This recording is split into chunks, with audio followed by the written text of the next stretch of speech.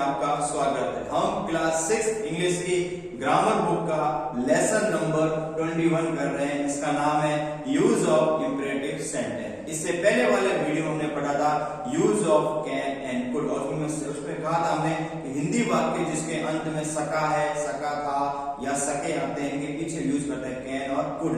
Can जिसका use हम करते हैं प्रेजेंट टेंस के लिए, और कुड जिसका यूज हम करते हैं पास्ट टेंस के लिए। यदि किसी को क्षमता है, एबिलिटी है, योग्यता, उसको प्रकट करने के लिए हम यूज करते हैं कैन और कुड का। वही यदि उसकी पास्ट में योग्यता रही थी तो वो हो जाता है अपने कुड, और यदि उसके वही योग्यता प्रेजेंट टेंस में है, वर्तमान में है, उसके लिए हम यूज करते हैं कैन। और इसी क्रम में आज हम पढ़ रहे हैं लेसन नंबर 21 या 21 लेसन नंबर, जिसका नाम है यूज ऑफ इंपरेटिव सेंटेंस। पहली बात ये आती है इंपरेटिव सेंटेंस होता क्या है। इंपरेटिव सेंटेंस वो सेंटेंस होते हैं जिसमें कि हम भाव प्रकट होता है, ऑर्डर, जैसे कि इंपरेटिव सेंटेंस मींस एक्सप्रेस यानी प्रकट होता है कमांड, आदेश का भाव। ऑर्डर का मतलब ये होता है आदेश, एंड एडवाइस सलाह, और एंड सजेशन का मतलब होता है निर्देश या किसी सलाह। ऐसे वाक्य जिन वाक्यों से कमांड, ऑर्डर, एडवाइस और सजेशन का भाव एक्सप्रेस होता हो, प्रकट होता हो, वो वाले सेंटेंस कहलाते हैं इंपरेटिव सेंटेंस। जैसा मैंने कहा कि first means command means Adesh,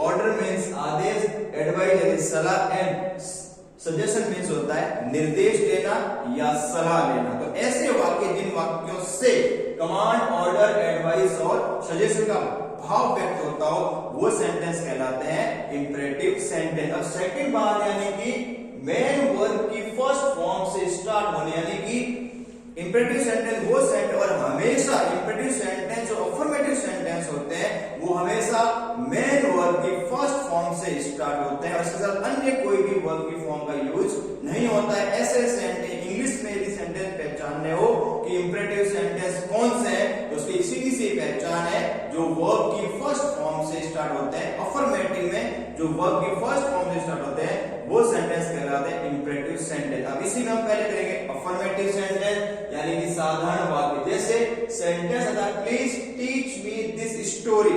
please जो है वो इस सेंटेंस का भाग नहीं होता है, इसको हम एक्स्ट्रा जोड़ दिया जाता है प्लीज, क्योंकि ये रिक्वेस्ट के भाव को व्यक्त करता है। रिक्वेस्ट यानी कि मतलब रिक्वेस्ट के भाव को व्यक्त करता है। तो जैसे प्लीज टीच मी दिस, जैसा कि मैंने कहा कि टीच जो कि वर्ब की फर्स्ट फॉर्म है, यानी कि अफर्मेटिव सेंटेंस जो कि वर्ब की फर्स्ट फॉर्म से स्टार्ट होते हैं, वो सेंटेंस कहलाते हैं इंपरेटिव सेंटेंस। तो प्लीज जो इस वाक्य का भाग नहीं है, जैसे टीच मी दिस स्टोरी यानी कि वर्ब की फर्स्ट फॉर्म, फिर आपका सब्जेक्ट को ऑब्जेक्ट के रूप आता है, एंड दिस स्टोरी आपका ऑब्जेक्ट है। हिंदी क्या बन जाएगी, प्लीज का मीन्स होता है कृपया मुझे यह कहानी पढ़ाओ। तो इसमें हमेशा से पढ़ाओ जो वर्ब है वो पहले आती है, और मुझे जो इसका सब्जेक्ट होगा वो वर्ब के बाद आएगा। तो सेंटेंस बनेगा please teach me this story, कृपया मुझे ये कहानी पढ़ाओ। अब सेकंड सेंटेंस जैसे कि कृपया उसको ये कहानी सुनाओ। अब सुनाना इसकी वर्ब है, उसको ये कहानी सुनाओ, सुनाना वर्ब है। तो जो सेंटेंस बनेगा अफर्मेटिव पहले बनेगा वर्ब से, और जो प्लीज जो भाग है कृपया वो उसका एडिशनल भाग है जो इसके साथ जुड़ता है, लेकिन वो सेंटेंस का भाग नहीं होता है। तो सर्वप्रथम हमने लगाई सुनाओ,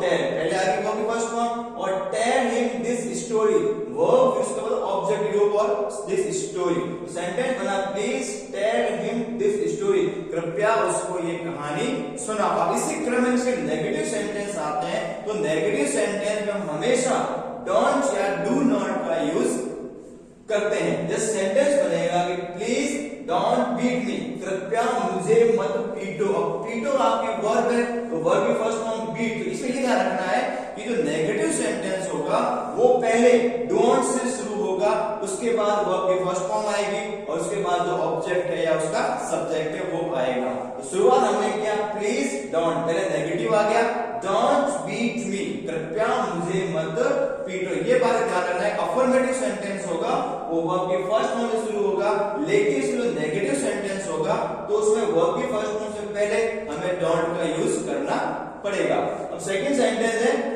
कृपया मुझे मत बुलाना। बुलाना वर्ब है और मना कर रहा है तो पहले डोंट आ जाएगा। प्लीज डोंट कॉल मी, कृपया मुझे मत बुलाना, मुझे मत बुलाना। तो आज हमने पढ़ा यूज ऑफ इंपरेटिव सेंटेंस और हमने ये सीखा कि इंपरेटिव सेंटेंस होता क्या है। इंपरेटिव सेंटेंस वो सेंटेंस होते हैं जो वाक्य के अंदर command, order, advice and suggestion और रिक्वेस्ट को जो एक्सप्रेस करने वाले वाक्य होते हैं वो वाक्य हमारे इंपरेटिव सेंटेंस कहलाते हैं। और आज हमने ये पढ़ा कि इंपरेटिव सेंटेंस, अफर्मेटिव सेंटेंस कैसे बनेंगे और नेगेटिव सेंटेंस का हम कैसे उपयोग कर सकते हैं। आशा करता हूं कि आज का वीडियो आपको अच्छी प्रकार से समझ आया होगा। आगे वाले की वीडियो तक के लिए धन्यवाद।